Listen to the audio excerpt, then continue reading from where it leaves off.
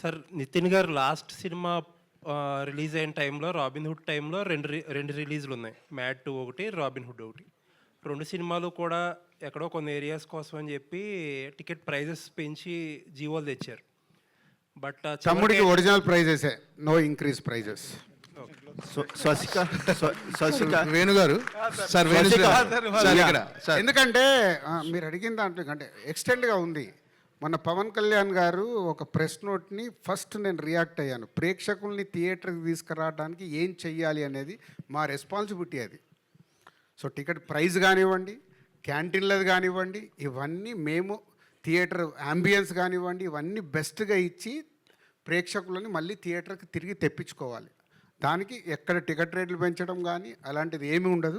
అంతే నార్మల్ ప్రైస్లో. అండ్ ఇంకొకటి ఏంటంటే రాజు గారు, ఆ టికెట్ ప్రైస్ హైక్ వల్ల ఎంత యాడ్ అవుతుందో మీకు తెలియదు కానీ నాకు. బట్ దాని గురించే పెంచేస్తున్నారు, రేట్లు పెంచేస్తున్నారు, దోచేస్తున్నారు అనే డిస్కషనే ఎక్కువ డ్యామేజ్ చేస్తుంది. అది నాకు తెలుసండి, మరి అదే కదా చెప్తున్నా. ప్రొడ్యూసర్గా నాకు తెలుసు, అది డిస్ట్రిబ్యూటర్గా నాకు తెలుసు. నేను ఇందాక చెప్పింది అదే కదా. బట్ మా చుట్టూ ఉండే డిఫరెంట్ సిచ్యువేషన్స్ వల్ల ఆ ఒక సినిమా కానీ ఇంకో సినిమా, నా ఓపెనింగ్ ఎంత వచ్చిందని ఇంకొకరు ఓపెనింగ్ ఎంత, ఇవన్నీ మార్పు రావాలనే కదా నేను ప్రయత్నం చేస్తున్నాను చెప్తున్నాను. నా ప్రయత్నాన్ని మీరు హర్షిస్తూ దీని మీద రాయండి రేపటి నుంచి ఆర్టికల్స్. ఓకే, ఎన్ని వీలైతే ఆర్టికల్స్ దీని మీద రాయండి, మార్పు కావాలి అని. దానికి ఆదర్శం మన డిప్యూటీ సీఎం గారు ఏదైతే చెప్పారో దాన్ని నేను ఫాలో చేస్తున్నా.